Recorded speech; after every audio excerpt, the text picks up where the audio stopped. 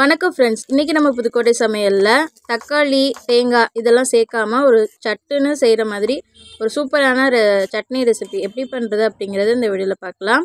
அதுக்கு ஃபஸ்ட்டு அடுப்பில் ஒரு கடாயை வச்சுட்டு 2 ஸ்பூன் அளவுக்கு ஆயில் சேர்த்து நல்லா காய வச்சுக்கோங்க. 3 வெங்காயத்தை கட் பண்ணிவிட்டு சேர்த்து லைட்டாக வதக்கி விட்டுக்கோங்க. லைட்டாக இது வதங்கி வந்ததுக்கப்புறமா ஒரு 5 பல் பூண்டு சேர்த்துக்கிறேன். அடுத்து இதில் வரமிளகா காரத்துக்கு ஏற்ற மாதிரி சேர்த்துக்கோங்க. நான் ஒரு 4 மிளகாய் சேர்த்துருக்கேன்.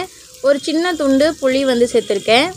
அப்புறம் ஒரு 3 ஸ்பூன் அளவுக்கு பொட்டுக்கடலை சேர்த்துருக்கேன். சேர்த்துட்டு இது எல்லாத்தையும் லைட்டாக வதக்கி விட்டுடலாம்.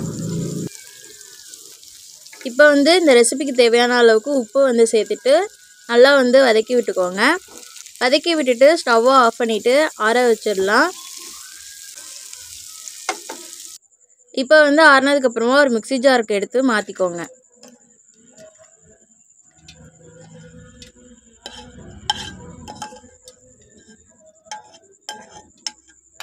இப்போ இதை அரைக்கிறதுக்கு முன்னாடி கொஞ்சமாக தண்ணி சேர்த்துட்டு நல்லா மையாக அரைச்சி எடுத்துக்கலாம். இப்போ அதை ஒரு பாத்திரத்துக்கு மாற்றி வச்சுக்கிறேன்.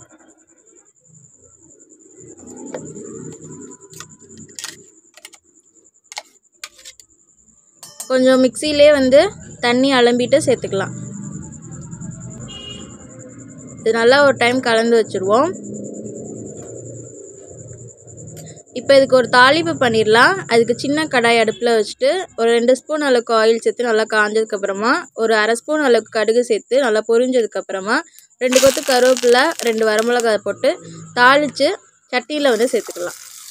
இப்போ அது நல்லா கலந்துட்டோம்னா சூப்பரான சட்னி தயாராகிடுச்சு. கண்டிப்பாக ட்ரை பண்ணி பாருங்கள். பிடிச்சிருந்ததுனா நம்ம புதுக்கோட்டை சமையலை சப்ஸ்கிரைப் பண்ணிக்கோங்க. நெக்ஸ்ட் வீடியோவில் சூப்பரான ரெசிபியோடு உங்களை பார்க்குறேன். தேங்க்ஸ் ஃபார் வாட்சிங். Bye bye.